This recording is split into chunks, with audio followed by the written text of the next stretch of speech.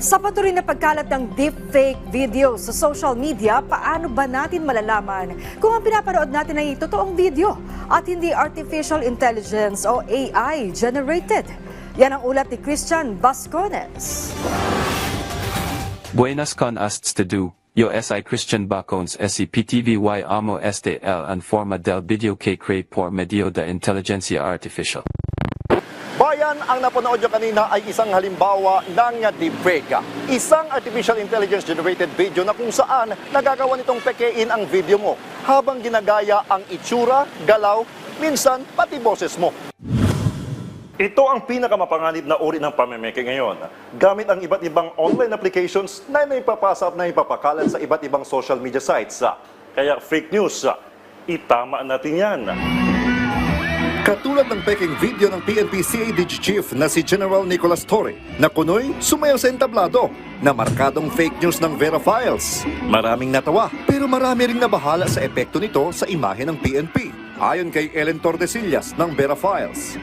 Hindi kami nagdi-delete ng mga maling post sa Facebook. Wala rin sa powers namin, ganon. Kaya pero marami nagalit sa amin kasi pag tinatanggal kasi yung mga post nila, kala nila kami gumagawa nun. Paano nga ba malalamang deepfake ang isang video? Ang unang dapat suriin ay ang pagkurap ng mga mata. Hindi sabay sa paggalaw ng bibig ang mga katagang sinasabi. Blurred o pixelated ang paligid ng mukha. Hindi consistent ang anino.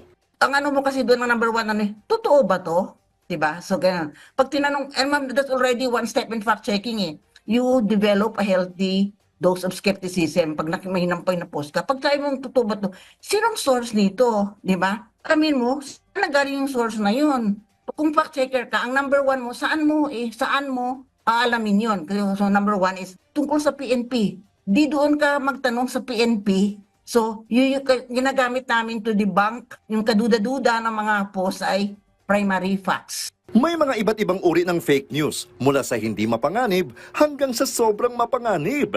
Kaya para hindi mabiktima ng fake news, kinakailangang suriin ang source, i-cross-verify ang impormasyon, suriin ang ebidensya, suriin kung ang impormasyon ay luma na at suriin ang konteksto. At dahil sa modernong teknolohiya, nagagaya na ng artificial intelligence o AI ang itsura at boses ng isang tao. Ito ang tinatawag na deepfake. Ginagamit ito para magkalat ng fake news sa paggamit ng sikat na personalidad. Buenas con asts to do. Yo si Christian Bacones Sa panahon ng AI, hindi lahat ng nakikita ay totoo. Kaya mag-ingat sa mga natatanggap na balita. Adios conocers todo, con cuidado vosotros ng fake news, ha? Ako na to, ha? Kaya fake news, itama natin yan.